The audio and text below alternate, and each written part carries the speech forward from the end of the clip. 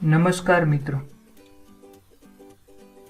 આજે આપણે જે સબ્જેક્ટની વાત કરવી છે એ છે ભારતનો ઇતિહાસ. મિત્રો, આ વિષય ખૂબ જ અગત્યનો અને ઇન્ટરેસ્ટિંગ સબ્જેક્ટ છે.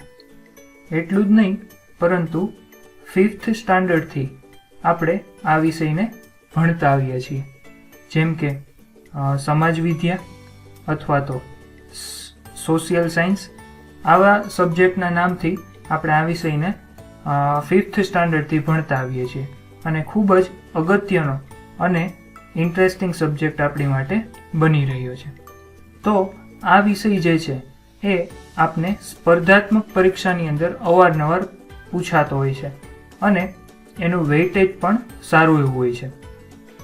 આ વિષય જે છે એની ખાસિયત એ છે કે આની અંદર તમને રોકડા માર્ક મળવાના જે ચાન્સીસ છે એ ખૂબ જ વધી જાય છે, કારણ કે આની અંદરનું જે કન્ટેન્ટ છે એ કન્ટેન્ટ રિજિડ છે, ફિક્સ છે, જેમાંથી બહારથી કાંઈ પૂછાય એવી પોસિબિલિટી નથી કે કોઈ બી ક્વેશ્ચનને ટ્વિસ્ટ કરીને પૂછવામાં આવે એવી પણ કંઈ પોસિબિલિટી રહેતી નથી. એટલા માટે આ સબ્જેક્ટ જે છે એ ખૂબ જ અગત્યનો છે અને આમાંથી રોકડા માર્ક જે છે આપણે મેળવી શકીએ છીએ. સ્પર્ધાત્મક પરીક્ષાઓ જેવી કે જીપીએસસી, યુપીએસસી અથવા તો ક્લાસ 1, 2, 3 અથવા તો સુપર ક્લાસ 3, કોઈ પણ પ્રકારની સ્પર્ધાત્મક પરીક્ષા હોય એમાં આ સબ્જેક્ટના ક્વેશ્ચન જે છે એ અચૂક પૂછાતા હોય છે. તો મિત્રો, આજે આપણે સ્ટાર્ટ કરીએ છીએ ભારતનો ઇતિહાસ, અને એમાં પણ એક ખૂબ જ અગત્યનો ટોપિક અને ઇન્ટરેસ્ટિંગ ટોપિક જે છે સિંધુ ખીણની સભ્યતા, ઇન્ડસ વેલી સિવિલાઇઝેશન. તો આ જે ટોપિક છે એ ટોપિકને આપણે બે ભાગની અંદર વહેંચી દઈએ છીએ, જેમાંથી પ્રથમ ભાગ જે છે એ આજે આપણે શરૂ કરવા જઈ રહ્યા છીએ. તો વધારે ટાઈમ વેસ્ટ ન કરતા ચાલો આપણે સ્ટાર્ટ કરીએ ભારતનો ઇતિહાસ, જેની અંદર સિંધુ ખીણની સભ્યતા ભાગ 1.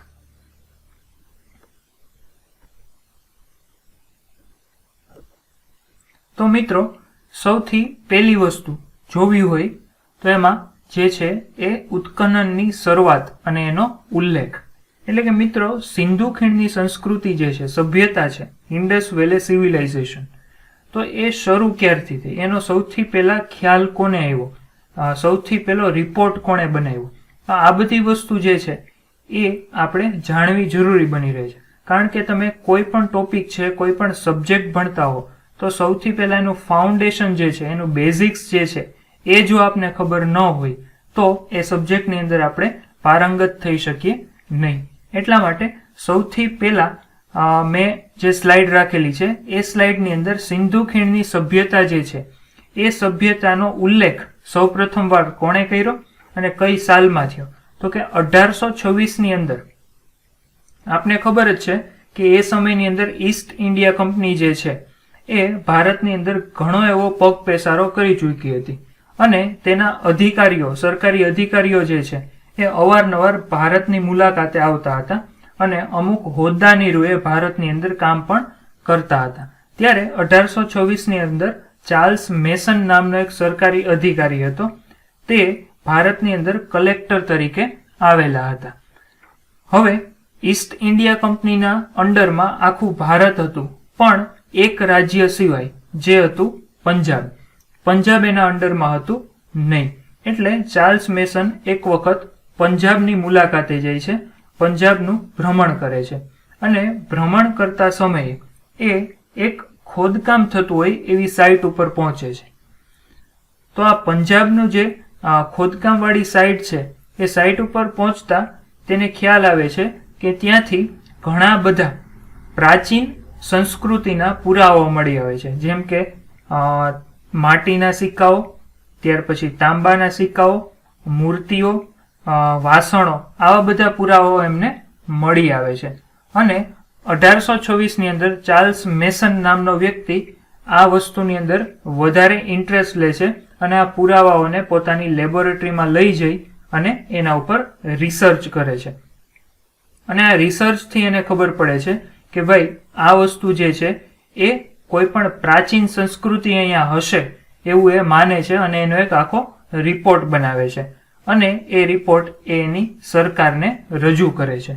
પરંતુ અંગ્રેજ સરકાર હતી એને માત્ર ભારતની અંદર વેપારમાં જ રસ હતો.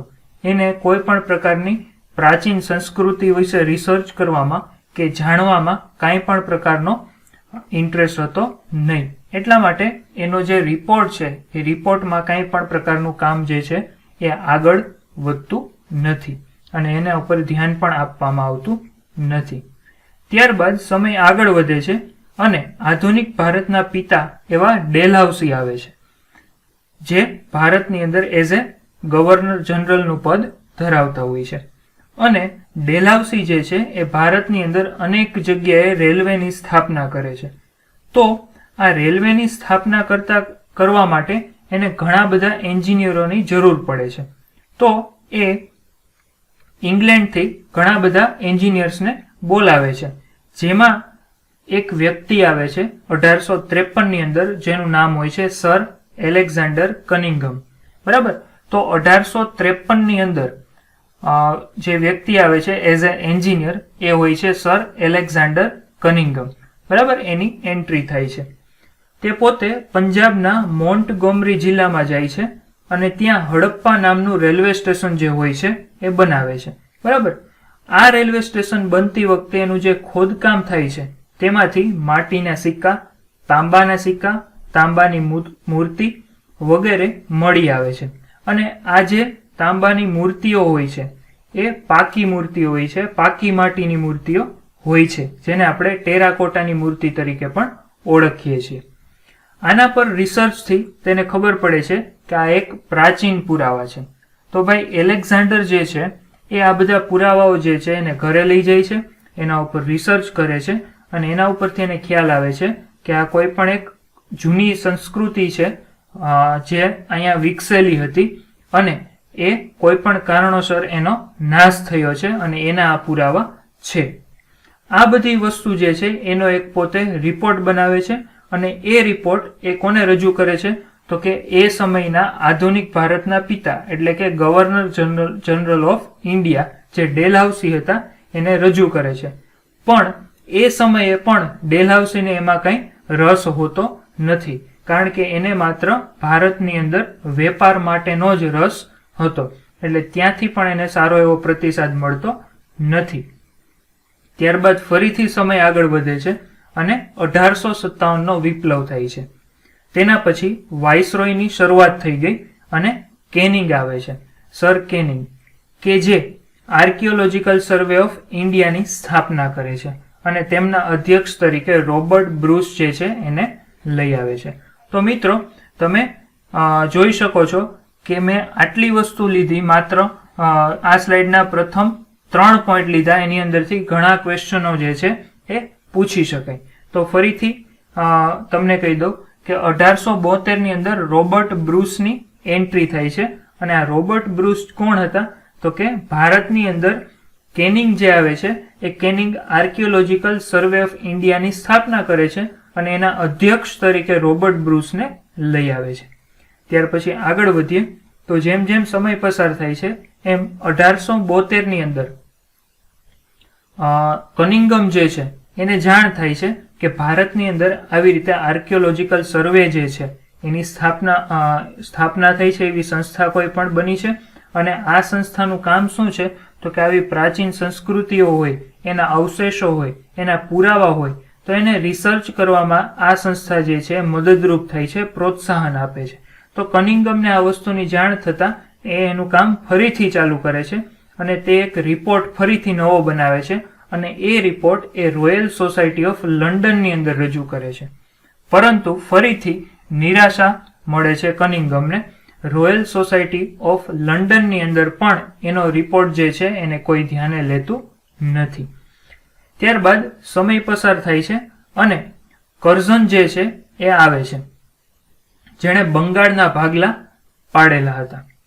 અને આ સમયની અંદર કરઝન જે છે એ પછી ત્યાંથી નીકળી જાય છે અને અંગ્રેજ સરકાર જે છે એ સમયની અંદર આર્કિયોલોજીકલ સર્વે થતા હોય એની અંદર પણ રસ ધરાવવા માંડી હતી કે ભાઈ પ્રાચીન સંસ્કૃતિ હોય તો એમાં એ ઇન્ટરેસ્ટ લેતી હતી, એનું રિસર્ચ કરતી હતી અને એમાં જે પણ કંઈ ખર્ચો થતો હતો એ અંગ્રેજ સરકાર જે છે આપવા માંડી હતી.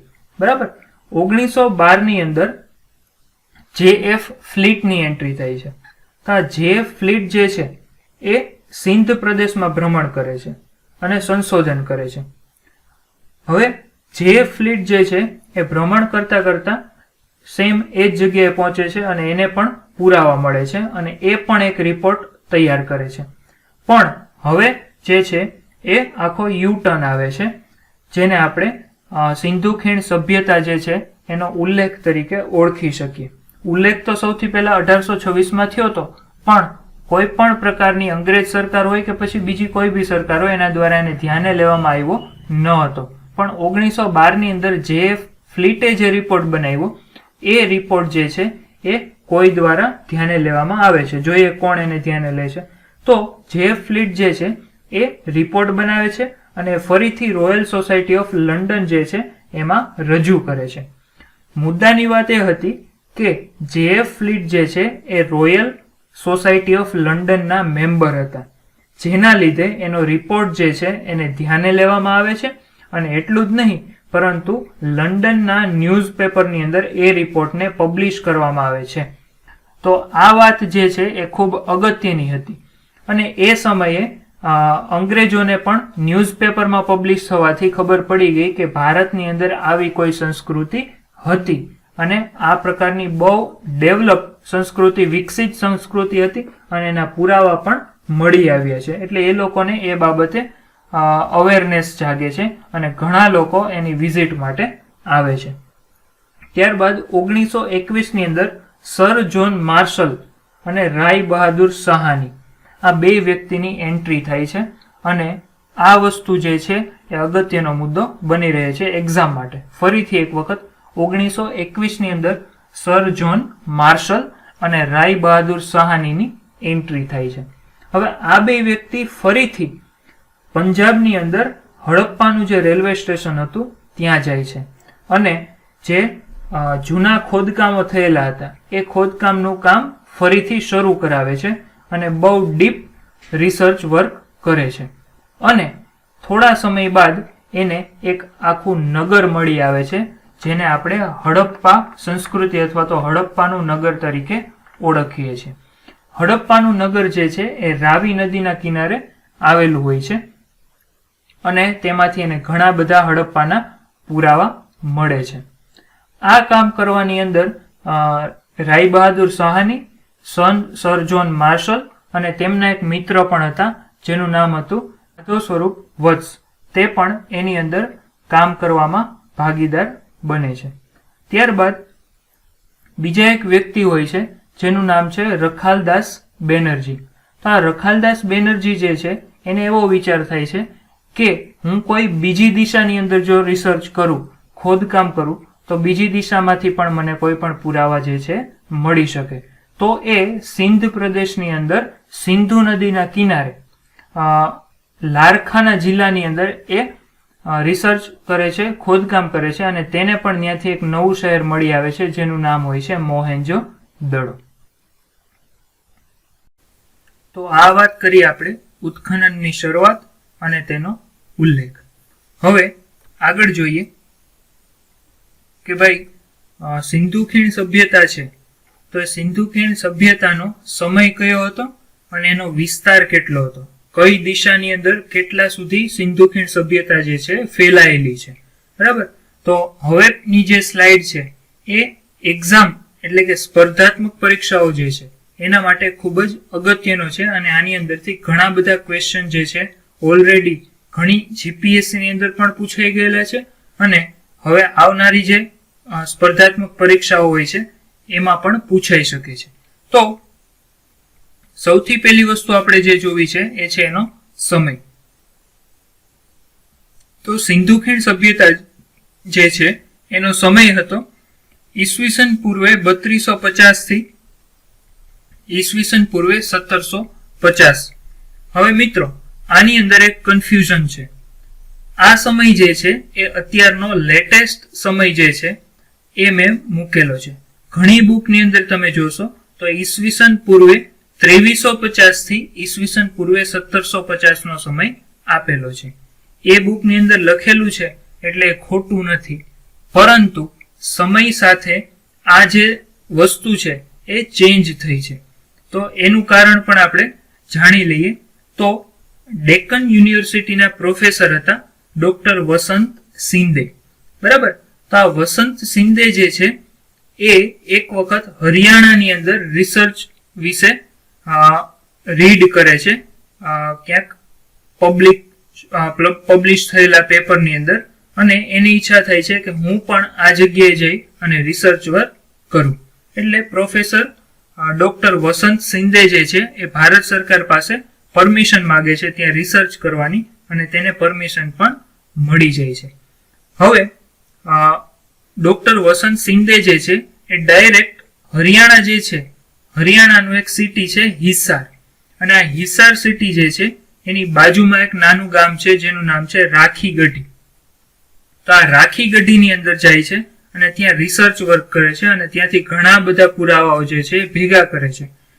ભેગા કરેલા પુરાવાને તે લેબમાં લઈ જાય છે, અને ત્યાં કાર્બન ડેટિંગ પદ્ધતિથી તેનો સમય નક્કી કરવાની કોશિશ કરે છે, અને ત્યાંથી એને જે પુરાવામાંથી સમય મળે છે એ સમય હોય છે ઈસવીસન પૂર્વે 3250 થી 1750.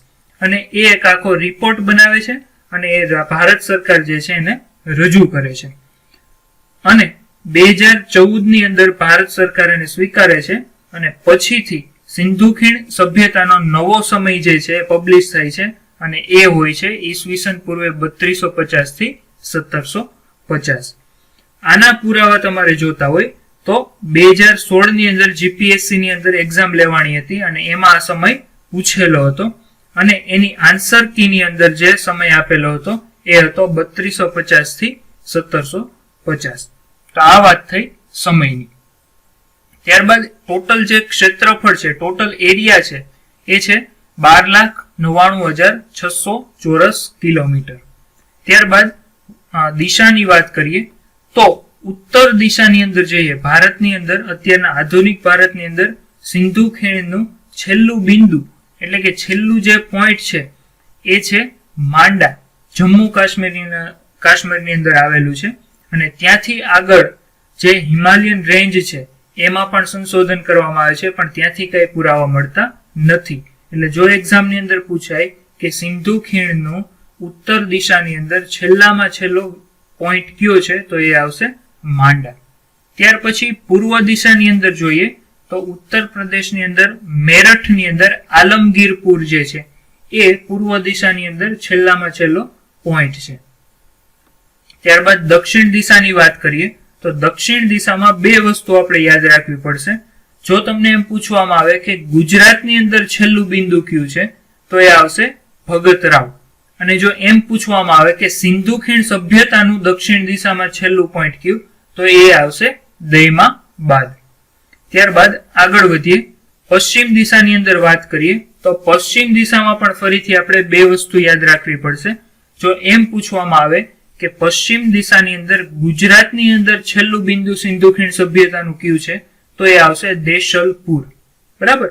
અને જો એમ પૂછવામાં આવે કે પશ્ચિમ દિશાની અંદર છેલ્લું બિંદુ કયું આવશે તો એ આવશે બલુચિસ્તાનની અંદર માકરણ વિસ્તાર છે એમાંનું એક શહેર છે જેનું નામ છે સુતકા ગાંડોરા.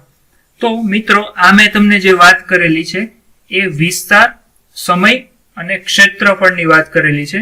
આ સ્લાઇડ જે છે એ એક્ઝામ પોઈન્ટ ઓફ વ્યૂ થી તમે જોવા જાઓ, સ્પર્ધાત્મક પરીક્ષા માટે તમે જોવા જાઓ તો ખૂબ જ અગત્યનો પોઈન્ટ છે, અને આમાંથી ઘણા ક્વેશ્ચન જે છે એ પૂછાઈ શકે છે. ત્યારબાદ આગળ જોઈએ,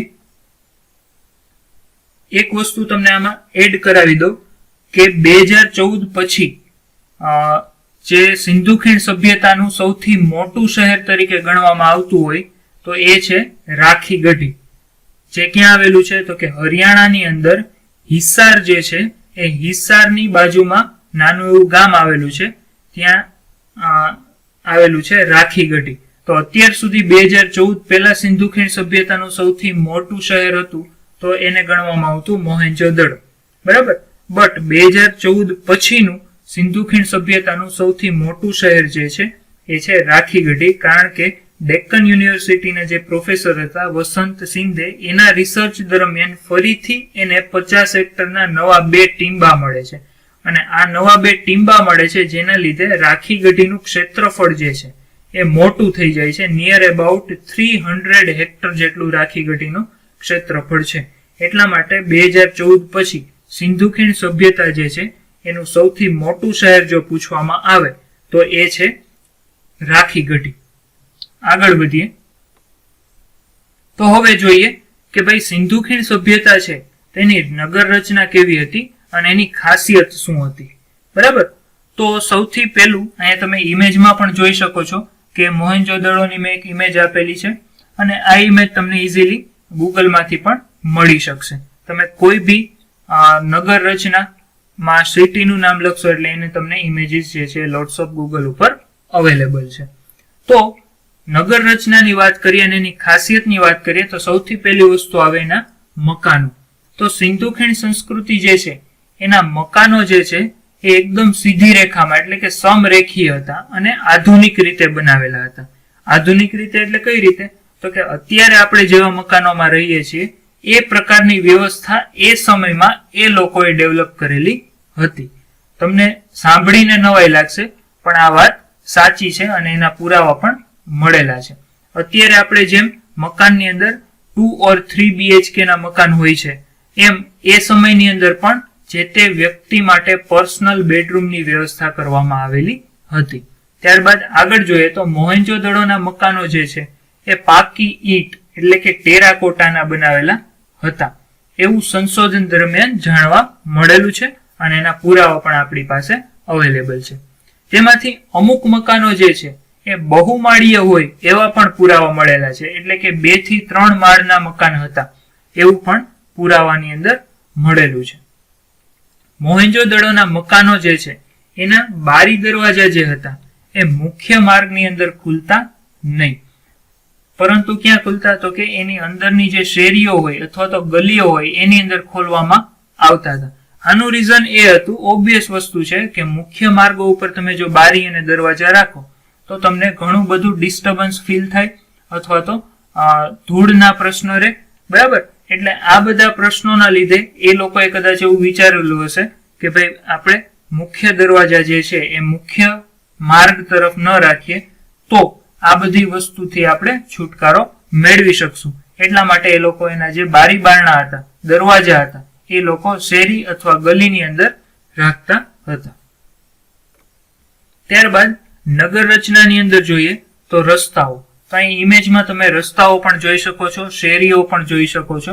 બરાબર, તો આના રસ્તાઓ હતા ને એ વ્યવસ્થા પણ ખૂબ સુંદર હતી અને સારી એવી વ્યવસ્થા હતી, જે વ્યવસ્થા અત્યારે આપણે સ્માર્ટ સિટીની અંદર મૂકેલી છે. ગાંધીનગર તમે જોયેલું હશે, ગુજરાતનું જે કેપિટલ છે. બરાબર, તો એની અંદર તમે જોશો તો બધા જ માર્ગ એકબીજાને 90 ડિગ્રીએ કાપતા હોય છે. એવી જ વ્યવસ્થા સિંધુ ખીણ સભ્યતામાં હતી. એકદમ રસ્તાઓ સીધા અને એકબીજાને 90 ડિગ્રીએ કાપતા હતા.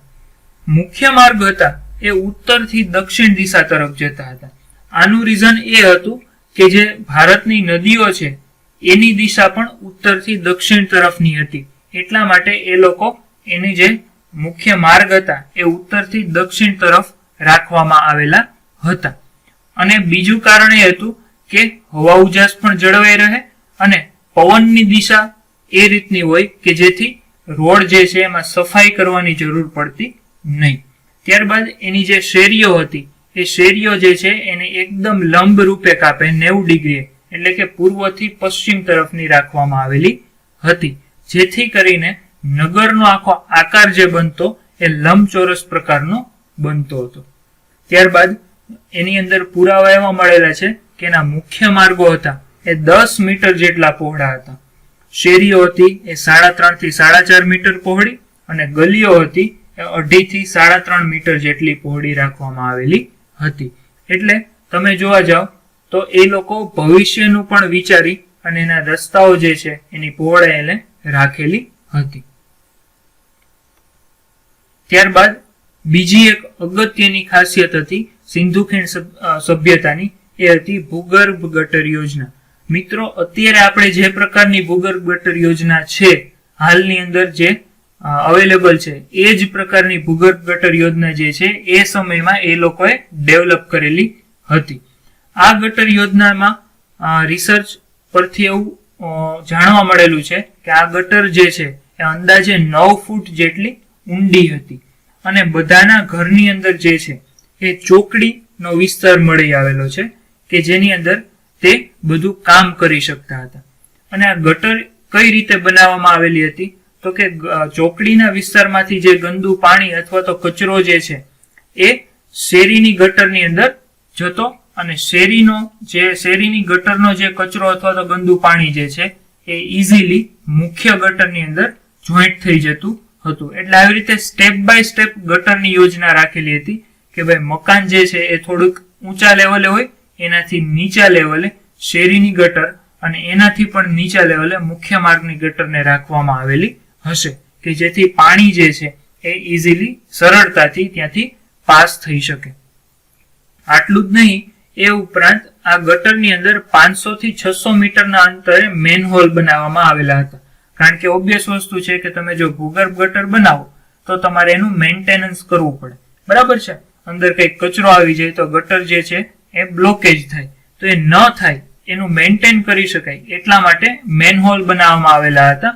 અને મેનહોલ બનાવવાનું બીજું કારણ એ હતું કે મેન્ટેનન્સ કરવા અંદર ઉતરેલા લોકોને જે અંદર ઝેરી ગેસ હોય, બરાબર, એનાથી કઈ અસર ન થાય એટલા માટે વેન્ટિલેશન સરખું જળવાઈ રહે, હવા ઉજાસ મળી રહે, એ પણ એનું કારણ હોઈ શકે. તો આ એક ખૂબ અગત્યની ખાસિયત હતી સિંધુ ખીણ સભ્યતાની. ત્યારબાદ જોઈએ આગળ શું કહેવા માંગે છે. મોહેંજો-દડોમાં નગર 2 વર્ગોમાં વહેંચવામાં આવેલા હતા, જેમાંથી એક હતું શાસક અને બીજો વર્ગ હતો સામાન્ય વર્ગ. પરંતુ કચ્છની અંદર જે ધોળાવીરા નગર મળેલું છે એમાં કંઈક અલગ વસ્તુ હતી. એની અંદર નગરને 3 ભાગમાં વહેંચવામાં આવેલું હતું, જેમાં 3 વર્ગ હતા: શાસક વર્ગ, અધિકારી વર્ગ અને સામાન્ય વર્ગ. આ 3 વર્ગનો સમાવેશ થતો હતો. આ વસ્તુ કઈ રીતે ખબર પડતી હોય તો કે ત્યાંની જે જીવનશૈલી હોય, તેની જે રહેણી કહેણી હોય, ત્યાંના જે મકાનો હોય, બરાબર, મકાનની અંદર જે વ્યવસ્થા હોય, આ બધી વસ્તુ ઉપર રિસર્ચ કરવામાં આવે અને એના ઉપરથી ખબર પડે કે નગર જે છે એ કેટલા ભાગની અંદર વહેંચાયેલું હશે. ત્યારબાદ મોહેંજો-દડોમાંથી જાહેર સ્નાનાગાર પણ મળી આવે છે અને હડપ્પામાંથી અન્નના કોઠારો પણ મળી આવે છે. અહીંયા તમને એક ઇમેજ દેખાતી હશે જેની અંદર તમે જોઈ શકો છો કે એક બહુ વ્યવસ્થિત રીતે સ્નાનાગારની રચના કરેલી છે. અત્યારે જેને આપણે સ્વિમિંગ પુલ તરીકે ઓળખીએ છીએ એ જ સેમ રીતની સિસ્ટમ જે છે એ સમયની અંદર હતી. એટલું જ નહીં, પણ આ સ્નાનાગાર હતા એ બહુ પાકી ઈંટના બનેલા હતા અને એના તળિયે એ લોકો જીપ્સમનો ઉપયોગ કરતા, જે આગળ આપણે જોવાનું છે. ત્યારબાદ આગળ જોઈએ તો આ અન્નના કોઠારો હતા એ 45.71 બાય 15.23 મીટરના હતા, બરાબર, જેના પુરાવા પણ આપને મળેલા છે. મકાનો અને સ્નાનાગારને પાકા બનાવવા માટે તેના તળિયે જીપ્સમનો ઉપયોગ કરવામાં આવતો. તો મિત્રો, મેં તમને હમણાં જ કીધું એ રીતે એનું જે તળિયું હોય એ તળિયું પાકું બનાવવા માટે એ લોકો જીપ્સમ જે છે એનું લેયર પાથરતા, જેથી કરી અને એની જે સરફેસ જે છે એ એકદમ સોલિડ બની જાય, પાણી જે છે અંદર ઉતરી ન શકે અને જમીનમાંથી જીવજંતુ જે છે બહાર ન આવી શકે. એટલા માટે આ રીતની વ્યવસ્થા જે છે કરવામાં આવેલી હતી. ત્યારબાદ આગળ જોઈએ તો સિંધુ ખીણ સભ્યતાનું બીજું એક શહેર મળેલું હતું જેનું નામ છે લોથલ. ક્યાં આવેલું છે તો કે અમદાવાદની અંદર આવેલું છે, અમદાવાદ જિલ્લાની અંદર, જેમાં બંદર હોવાના પુરાવા મળી આવ્યા છે અને આ બંદરની અંદર એક ડોકયાર્ડ હતું એવા પણ પુરાવા મળી આવ્યા છે. ડોકયાર્ડ કોને કહીએ આપણે તો કે જહાજો બનાવવામાં આવતા હોય અથવા તો જહાજોનું મેન્ટેનન્સ કરવામાં આવતું હોય અથવા તો લોડિંગ અથવા અનલોડિંગની પ્રોસેસ જે થતી હોય એને કહીએ છીએ આપણે ડોકયાર્ડ. તો એના પુરાવા પણ આપણે લોથલમાંથી મળેલા છે. તમે ઘણા લોકો લોથલ જે છે ત્યાં વિઝિટ પણ કરેલી હશે અને ત્યાં એક મ્યુઝિયમ બનાવવામાં આવેલું છે જેમાં આ બધી જ વસ્તુના પુરાવા જે છે એમાં મૂકેલા છે. એમાંથી અમુક ઇમેજ જે છે મેં તમારી સામે રાખેલી છે. તે ઉપરાંત ડોકયાર્ડ જે છે એનો મુખ્ય દરવાજો હોવાના પણ પુરાવા મળ્યા છે અને આ દરવાજો 12 મીટરનો પહોળો હતો એવું સાબિત થયેલું છે. ત્યારબાદ આગળ જોઈએ, મોહેંજો-દડોમાંથી 20 સ્તંભ વાળો સભાગૃહ હોવાના પુરાવા મળેલા છે. એટલે કે આપણે એવું માની શકીએ કે એ સમયમાં પણ રાજા અથવા તો લોકશાહી પ્રક્રિયા હશે અને એની અંદર સભા ભરવામાં આવતી હશે અથવા તો એનો કોઈ અધ્યક્ષ હશે અને બાકી બધી પ્રજા જે છે એને ત્યાં બેસીને સાંભળતી હશે. એટલે આવો બહુ મોટો વિસ્તારનો એક 20 સ્તંભ વાળો સભાગૃહ પણ મળી આવે છે. એના ઉપરથી એમ નક્કી થાય છે કે લોકશાહીની અથવા તો રાજાશાહીની એવી કંઈક વ્યવસ્થા પણ હશે. ત્યારબાદ 16 મકાનની આખી પોળ મળી આવે છે. પોળ એટલે કે એક નાની એવી સોસાયટી, જે હાલની અત્યારે તમે અમદાવાદની અંદર ઘણા લોકો રહેતા હશે તો અને ઘણા લોકોએ વિઝિટ પણ કરેલી હશે તો અમદાવાદની અંદર આવી ઘણી પોળ આવેલી છે. બરાબર, તો એ બધી વસ્તુને પણ પ્રાચીન સંસ્કૃતિની અંદર વારસો જે આપણે કહીએ એ વારસાની અંદર એને સ્થાન મળેલું છે. તો આવી જ વસ્તુ સિંધુ ખીણ સભ્યતામાંથી પણ મળી આવે છે. ત્યારબાદ હડપ્પામાંથી 15 મકાનો એવા મળી આવે છે કે જેમાં 2 રૂમની વ્યવસ્થા પણ હતી. જેમ મેં તમને શરૂઆતમાં કીધું એ રીતે કે ઘણા બધા મકાનો એવા હતા કે જેમાં 1 થી વધારે રૂમની વ્યવસ્થા કરવામાં આવેલી હતી. તો આના ઉપરથી કહી શકાય કે નગર જે છે એ 2 થી 3 વર્ગોની અંદર વેચાયેલું હશે. તો ઓબ્વિયસ વસ્તુ છે કે સામાન્ય વર્ગ હોય તો એમાં 1 રૂમ અથવા તો 2 રૂમ હોય, અધિકારી હોય તો એનાથી વધારે રૂમ હોય. તો આ બધી વસ્તુને ધ્યાને લઈ આ બધી વસ્તુ પર રિસર્ચ કરી અને આપણે એમ કહી શકીએ કે નગર જે છે એ 2 અથવા તો 3 વર્ગોની અંદર વહેંચાયેલું હશે. ત્યારબાદ આગળ જોઈએ તો ગુજરાન ચલાવવાનું માધ્યમ અને જીવનશૈલી. તો મિત્રો આટલી વસ્તુ આપણે જોઈ, પુરાવા પણ જોઈએ. તો હવે આપણે એ જોવું પડે કે સિંધુ ખીણ સભ્યતાના જે લોકો હતા એનું ગુજરાન કઈ રીતે ચલાવતા હતા અને એની જીવનશૈલી જે છે કઈ રીતની હતી. તો આપને ખબર જ છે કે મેજોરિટી સિંધુ ખીણ સભ્યતાના જે શહેરો છે એ નદી કિનારે વિકસેલા હતા, જેમાં સિંધુ નદી છે, રાવી નદી છે. બરાબર, તો આ બધી નદી એવી હતી કે જે 12 માસ વહેતી હતી અને 12 માસ નદી વહેતી હોય તો એની આજુબાજુ ખેતી કરવામાં જે છે સરળતા રહે.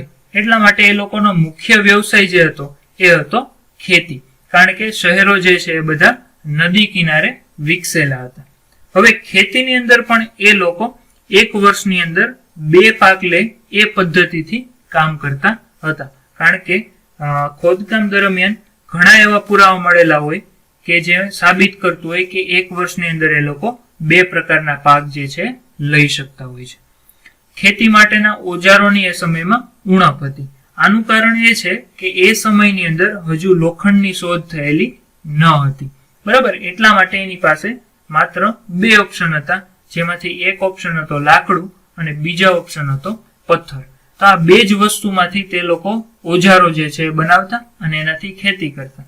લોખંડ જે છે એ આર્યોના સમયમાં ઇન્ટ્રોડ્યુસ કરવામાં આવે છે, એટલે એ સમયમાં હજુ લોખંડ જે છે એની શોધ થયેલી ન હતી. અને લાકડાના ઓજારો એ લોકો વાપરતા એના પુરાવા જે છે રાજસ્થાનના કાલીબંગન વિસ્તારની અંદર જે ખોદકામ કરવામાં આવે છે એમાંથી એક લાકડાનું હળ મળી આવે છે અને એના ઉપરથી આપણે કહી શકીએ કે લોકો ખેતી જે છે એ વ્યવસાય તરીકે કરતા હતા. સૌથી અગત્યની શોધ જેને આપણે કહી શકીએ સિંધુ ખીણ સભ્યતાની, જે આજ સુધી પણ આપણે એનો ઉપયોગ કરીએ છીએ, એ છે કપાસની ખેતી. એ લોકોએ ત્યારે કપાસની ખેતી કરેલી હતી અને એ લોકો પહેરવા માટે કપડા જે છે એમાં એ લોકો સુતરાઉ કાપડનો ઉપયોગ કરતા હતા, જે આજની અંદર પણ ખૂબ ડિમાન્ડની અંદર છે. તે સિવાય તે લોકો ઘઉં, બાજરી, જુવાર, શાકભાજી, ફળ, ફૂલ આ બધી વસ્તુની ખેતી કરતા હતા. ત્યારબાદ પશુપાલનની અંદર જોઈએ તો પશુપાલનમાં એ લોકો 2 રીતે ઉપયોગ કરતા હતા, એક તો વ્યવસાય તરીકે અને એક તો એક જગ્યાએથી બીજી જગ્યાએ જવા માટે. તો એક જગ્યાએથી બીજી જગ્યાએ જવા માટે તેઓ પશુનો ઉપયોગ કરતા, જેની અંદર બળદ છે, ઊંટ છે, ગાય છે વગેરેનો ઉપયોગ કરતા અને તેને પાળતા હતા. મનોરંજનની અંદર વાત કરીએ તો એ લોકો મનોરંજન માટે શું કરતા, કારણ કે સંસ્કૃતિ આટલી વિકાસ પામેલી હતી, એનો મતલબ એવો થાય કે એ લોકો ખૂબ સદ્ધર હતા. સદ્ધર લોકો હોય તો ઓબ્વિયસ વસ્તુ છે કે મનોરંજન માટે કંઈ પણ પ્રક્રિયા જે છે એ કરતા હોય છે. તો મનોરંજન માટે તે લોકો પશુ પક્ષીની લડાઈ કરાવતા, શિકાર કરતા, શતરંજ રમતા, નૃત્ય કરતા, માછીમારી કરતા અને રથ દોડની હરીફાઈ કરતા. માછીમારી એ લોકો વ્યવસાય તરીકે લીધેલી ન હતી. હજુ એવા પુરાવા છે કે માત્ર એ લોકો મનોરંજન માટે જ કરતા હતા. ત્યારબાદ એની જીવનશૈલી કેવી હતી, તો કે પહેરવા માટે કપડા જે છે એ સુતરાવ કાપડના અને ઊનના પહેરતા હતા. ત્યારબાદ સૌંદર્ય પ્રસાધન તરીકે શેનો ઉપયોગ કરતા, તો કે છીપલાના ઘરેણા છે, સિંદૂર છે, કાજલ છે, લિપસ્ટિક છે, એનો ઉપયોગ કરતા હતા. તો આપને પ્રશ્ન એવો થાય કે ભાઈ આ કાજલ છે, લિપસ્ટિક છે, એ લોકો એ સમયે શેમાંથી બનાવતા હશે? તો એ લોકો જે ફ્રૂટ્સ હતા, ફળ હતા, બરાબર, ફૂલ હતા, આ બધી વસ્તુનો જે રસ હોય, બરાબર, એ રસમાંથી બનાવી અને એ લોકો લિપસ્ટિક, સિંદૂર, કાજલ જે છે એ બનાવતા અને એનો ઉપયોગ કરતા. ઇવન એટલું જ નહીં, પરંતુ એવા પણ પુરાવા મળી આવ્યા છે કે માત્ર એ લોકો ઉપયોગ ન કરતા, પણ આ વસ્તુની જે એક્સપોર્ટ છે એ બીજા દેશની અંદર પણ કરવામાં આવતો વેપાર માટે. ત્યારબાદ ઘરેણાની અંદર જોવા જઈએ તો એ લોકો સોના, ચાંદી અને તાંબાના ઘરેણા પહેરતા અને બનાવતા, તથા હાથી દાંતમાંથી પણ એ લોકો ઘરેણા પહેરતા અને બનાવતા અને એનો ઉપયોગ પણ કરતા હતા. ત્યારબાદ અંતિમ વિધિ અને ધાર્મિક માન્યતા. તો મિત્રો 3 પ્રકારની અંતિમ વિધિ હોય છે જેના પુરાવા મળેલા છે. સૌથી પહેલું છે અર્ધદફન વિધિ. હવે આ અર્ધદફન વિધિમાં શું છે, તો કે ઘણા સંપ્રદાયની અંદર એવું હોય છે કે જે મૃતદેહ હોય છે એ મૃતદેહને પશુ પક્ષીને ખાવા માટે રાખી દેવામાં આવે અને પછી ત્યારબાદ જે હાડકા હોય છે એને જમીનની અંદર દાટવામાં આવે, જેને આપણે કહીએ છીએ અર્ધદફન વિધિ. દફન વિધિ તમને ખબર છે અને અગ્નિ સંસ્કાર પણ તમને ખબર છે. તો આ 3 વિધિ જે છે અંતિમ વિધિની એ લોકો કરતા હતા, જેના પણ આપણે પુરાવા મળી આવેલા છે. ત્યારબાદ ધાર્મિક માન્યતાની અંદર જોઈએ તો ધાર્મિક દ્રષ્ટિએ એ લોકો પ્રકૃતિ જે છે એની જ પૂજા કરતા હતા, કોઈ પણ પ્રકારની અંધશ્રદ્ધામાં માનતા ન હતા. સિંધ લોકો જે છે એ માતૃદેવીને પૂજતા હતા. તો આપને ક્વેશ્ચન થાય કે પુરુષ પ્રધાન હતા કે સ્ત્રી પ્રધાન હતા? તો એના અમુક જે ચિત્ર મળેલા છે, બરાબર, કારણ કે સિંધ લોકોની જે લિપિ છે એ હજુ આપણે ઉકેલી શક્યા નથી, જેનું નામ છે ચિત્રલિપિ, અથવા તો એને આપણે કહી શકીએ દ્વિદિશ લિપિ. દ્વિદિશ લિપિ શું કામ કહેવામાં આવે છે, તો કે આપણે જે લેંગ્વેજ લખીએ છીએ એ લેંગ્વેજ લેફ્ટ ટુ રાઈટ, ફરીથી આખી લાઈન પૂરી થાય એટલે નીચે લેફ્ટ ટુ રાઈટ, ફરીથી એક લાઈન પૂરી થાય એટલે નીચે લેફ્ટ ટુ રાઈટ. પણ સિંધુ સંસ્કૃતિમાં એવું હતું નહીં. એ લોકો એક વખત લેફ્ટ થી લખવાનું સ્ટાર્ટ કરે, પછી ફરીથી જ્યાં એન્ડ કરે ત્યાંથી નીચે આવીને રાઈટ ટુ લેફ્ટ, ફરીથી left to right, right to left, આવી રીતે 2 દિશાની અંદર લખતા, એટલા માટે આને દ્વિદિશ લિપિ તરીકે ઓળખવામાં આવે છે, અથવા તો ચિત્ર લિપિ તરીકે પણ ઓળખવામાં આવે છે. તો આ બધા ચિત્રોની અંદર સ્ત્રીના ચિત્રો વધારે જોવા મળે છે, માતૃદેવીના ચિત્રો વધારે જોવા મળે છે. એક પૃથ્વીનું ચિત્ર છે, જેની પૃથ્વીના ચિત્રની અંદરથી એક વૃક્ષ બહાર નીકળતું હોય, ગર્ભમાંથી વૃક્ષ બહાર નીકળતું હોય એવું ચિત્ર પણ મળી આવે છે. એટલે એમ કહી શકીએ કે એ લોકો જમીન જે ખેતી કરતા કે જેની અંદર પાક ઉગાડતા એની વધારે પૂજા કરતા હતા. ત્યારબાદ એ લોકો પશુઓને પણ બહુ માનતા હતા, કારણ કે પશુ જે છે એને ગુજરાન ચલાવવામાં મદદ કરતા હતા, એટલે પશુપતિનાથની મૂર્તિની પૂજા પણ કરતા હતા. તેઓ લિંગ પૂજામાં પણ માનતા હતા, જેના પુરાવા પણ આપને મળી આવ્યા છે. ખૂંદવાળો બળદ, એક શીંગવાળો ગેંડો તેમના પવિત્ર પ્રાણી માનવામાં આવતા હતા. પવિત્ર પક્ષી તરીકે બતકને માનવામાં આવતું હતું. ત્યારબાદ પવિત્ર વૃક્ષ તરીકે પીપળાને માનતા. આવું શું કામ કહી શકીએ, કારણ કે પીપળાના વૃક્ષની આજુબાજુ ઘણા ભગવાન અથવા તો દેવી દેવતાની મૂર્તિ મળી આવે છે, જેના લીધે આપણે કહી શકીએ કે આ લોકો પીપળાનું વૃક્ષ જે છે એને પવિત્ર માનતા હતા. અને તાવીજના અવશેષો પણ આપને મળેલા છે. તો મિત્રો, આ બધી વાત થઈ સિંધુ ખીણ સભ્યતાના જે અવશેષો મળેલા છે એ અવશેષોની. તો અત્યાર સુધી આપણે જે અવશેષો મળેલા છે અથવા તો સિંધુ ખીણ સભ્યતા શું છે એની વાત કરેલી છે. બીજો ભાગ આપણો આવશે નેક્સ્ટ વિડીયોની અંદર. એની અંદર આપણે ગુજરાતના જે અગત્યના સ્પર્ધાત્મક પરીક્ષા માટેના જે શહેરો છે, દાખલા તરીકે મોહેન્જો-દડો છે, હડપ્પા છે, ધોળાવીરા છે, લોથલ છે, રંગપુર છે, રોજડી છે, આ બધા શહેરોની આપણે ડિટેલની અંદર વાત કરશું. આ શહેરો ક્યાં આવેલા છે, કઈ નદીના કિનારે આવેલા છે અને એની શોધ કોણે કરી અને એના પુરાવા જે છે એ ક્યાં ક્યાં મળેલા છે.